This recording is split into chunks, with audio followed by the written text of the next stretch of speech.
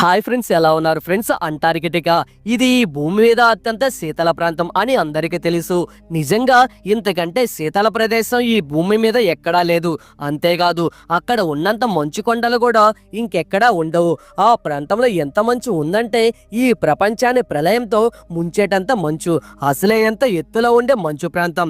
ఇది గనుక కరిగితే ఒక్కసారిగా ప్రపంచం మునిగిపోతుంది. అక్కడ గాలులు 300 కిలోమీటర్ల స్పీడ్తో వీస్తూ ఉంటాయి. అంటే ఒక బిల్డింగ్ ని కూడా ఈజీగా కూల్చేంత వేగంతో అన్నమాట.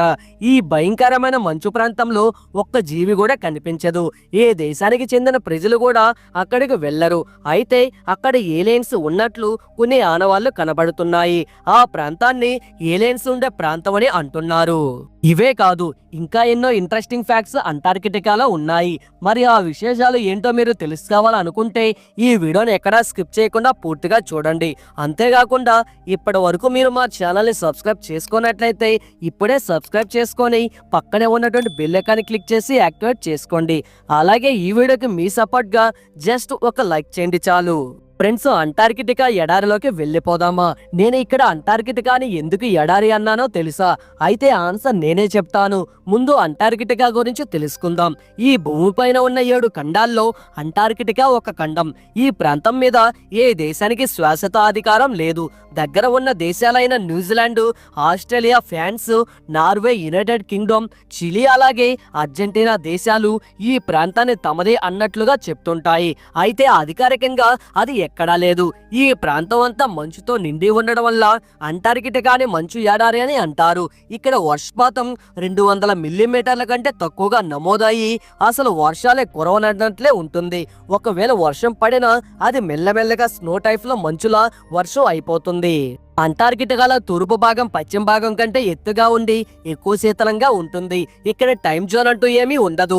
ఇక్కడ ముఖ్యంగా 2 దక్షిణ ధ్రువాలు ఉంటాయి. మీరు గ్లోబ్ను చూసినట్లయితే ఉత్తర ధ్రువం నుంచి దక్షిణ ధ్రువంలో స్థిరంగా ఉండే ఒక పాయింట్ వద్ద కలుస్తుంది.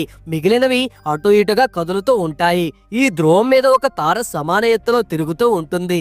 అలాగే ఇక్కడ అస్తమయం అంటూ ఏమీ ఉండదు. శీతాకాలంలో ఇక్కడ ఎన్నో వారాలు సూర్యోదయం అనేది ఉండదు. అలాగే ఎండాకాలం డిసెంబర్ చివరి నుంచి మార్చి చివరి వరకు సూర్యాస్తమయం అన్నది జరగదు. ఈ ధ్రువ కేంద్రం గురించి ఇంకా చెప్పాలి అంటే ఇక్కడ 6 నెలలు సూర్యోదయం అన్నమాటే ఉండదు. అలాగే మరో 6 నెలల సూర్యోదయం ఉండదు. ఇక్కడ 6 నెలల పొడవున సాగే ఎండాకాలం రోజులో ఏ సమయంలోనైనా మనం సూర్యున్ని హారిజన్ మీద మన వాచ్ యాంటీనా క్లాక్ దశలో తిరుగుతూ గమనించవచ్చు. అయితే మనం దక్షిణ ధ్రువాన్ని చేరుకోవడం చాలా కష్టం. ఇక్కడ సముద్రం మంచుతో పూర్తిగా కప్పబడి ఉంటుంది. ఈ దక్షిణ ధ్రువం కేంద్రం సైంటిస్టులు నివసించే ప్రాంతానికి చాలా దూరంగా చాలా ఎత్తులో ఉంటుంది. అక్కడికి వెళ్లాలనుకునే వారికి మంచుతో కప్పబడిన సముద్రం దారిలో వెళ్లాల్సి ఉంటుంది. దక్షిణ ధ్రువం అంచుకు చేరుకున్న కేంద్ర బిందువు వద్దకు వెళ్లాలంటే మరో 1600 కిలోమీటర్ లాంగ్ జర్నీ చేయవలసి ఉంటుంది. ఇక మంచు సర్ఫేస్ గురించి చెప్పాలంటే లక్షల సంవత్సరాల పురాతనమైన 19 కిలోమీటర్ల వెడల్పులో ఈ మంచు ఉపరితలాలు ఉంటుంది. ఒకప్పుడు ఇక్కడ విపరీతమైన ఉష్ణోగ్రతలో బీడు భూములు ఎక్కువగా ఉండేవని చెబుతారు. బీడు భూములు ఇప్పటికీ ఉన్న తక్కువ శాతంలో ఉండటం, ప్లేట్లెట్ జరగడం, అలాగే కొన్ని నేచర్లో వచ్చే మార్పుల కారణంగా ఈ ప్రాంతం మంచు ఎడారిగా మారిందని అంటారు. రెండవ కారణం సూర్యకాంతి చాలా తక్కువగా ఉండటం. ఈ కారణంగానే భూమి మీద సుమారుగా 90% మంచు కేవలం 2 ప్రాంతాల్లోనే ఎక్కువగా కనిపిస్తుంది. ఒకటి గ్రీన్లాండ్, రెండవది అంటార్కిటికా. ఈ భూమిలో 90% తాగడానికి పనికి వచ్చే మినరల్ వాటర్ లాగా నీరు మంచు రూపంలో ఘనీభవించి అంటార్కిటికాలోనే ఉంది. ఈ కారణం చేతనైనా అక్కడ మంచు రూపంలో ఉన్న నీరు కరిగితే మాత్రం భూమి మీద ఉన్న సముద్రం 60% పొంగి పొర్లుతుంది. అప్పుడు భూమి మీద చాలా భూభాగం రూపురేఖలా మారిపోతాయి. భూమిని తుడిచిపెట్టుకొని పోతుందని కూడా చెప్తున్నారు సైంటిస్టులు. అలాగే అంటార్కిటికాలో క్లైమేట్ ఎలా ఉంటుందంటే ఎండాకాలం ఉష్ణోగ్రత -10 నుంచి -15 డిగ్రీల సెల్సియస్ వరకు, అలాగే శీతాకాలం -60 డిగ్రీల సెల్సియస్ వరకు ఉంటుంది.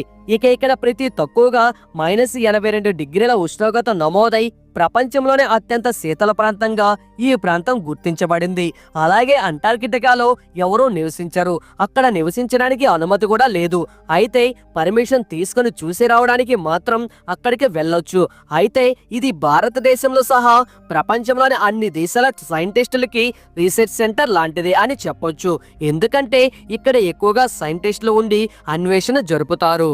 ఇదిలా ఉంటే 1959లో ఏర్పరచుకున్న అంటార్కిటికా మ్యూచువల్ అగ్రిమెంట్ ప్రణాళిక ద్వారా 30 దేశాలు ఒక అగ్రిమెంట్ కి వచ్చాయి. ఇందులో విధించుకున్న షరతులు ఏంటంటే ఎటువంటి సైన్యం ఇక్కడ ఉండకూడదు, అలాగే ఎలాంటి అణుపరీక్షలు ఇక్కడ జరపకూడదు. మొత్తంగా చెప్పాలంటే ఏదైనా ప్రయోగం జరిపి ఈ ప్రాంతాన్ని పాడు చేయకూడదు అన్నమాట. ఇక ఇక్కడ రీసెర్చ్ స్టేషన్లో ఎండాకాలం 5,000 మంది వరకు, అదే చలికాలంలో అయితే 1000 మంది లోపే సైంటిస్టులు ఉంటారు. ఇక్కడ పేరుకుపోయిన మంచులో వచ్చే మార్పులు, వాతావరణంలో వచ్చే మార్పులను సైంటిస్టులు ఎప్పటికప్పుడు గమనిస్తూ ఉంటారు. దాదాపు అక్కడ 80కి పైగా రీసెర్చ్ సెంటర్లు ఉన్నాయి. అంటార్కిటికాలో మంచుతో కప్పబడిన సముద్రం ఉందని మనం చెప్పుకున్నాం కదా, స్నో లేయర్ ఉంటుంది. కానీ ఈ సముద్రం నుంచి వచ్చే గాలులు మాత్రం మనుషులు ఎవరూ తట్టుకోలేరు, అంత భయంకరంగా ఉంటాయి. అక్కడ చూడడానికి వెళ్ళిన వారిలో లేక అక్కడున్న సైంటిస్టులు మాత్రం ఏమరపాటుగా ఉంటే వారి ప్రాణాలు గాలిలో కలిసిపోతాయి. ఈ భూమిని హడలు పుట్టించే కాతబెట్టికి గాలి ఇక్కడ గంటకు 200 మైళ్ళ స్పీడ్తో వీస్తుంది. అంటే అది ఎంత ప్రమాదకరమైన వాతావరణాన్ని సృష్టిస్తుందో అర్థం చేసుకోండి. అయితే మనుషులే కాదు, అక్కడ ఏ జీవులు కూడా ఉండవంటారు. అయితే పెంగ్విన్స్, ఈ పక్షులు మాత్రమే అంటార్కిటికా పశ్చిమ భాగంలో ఉండగలుగుతున్నాయి. అయితే దీనికి రీజన్ ఉంది.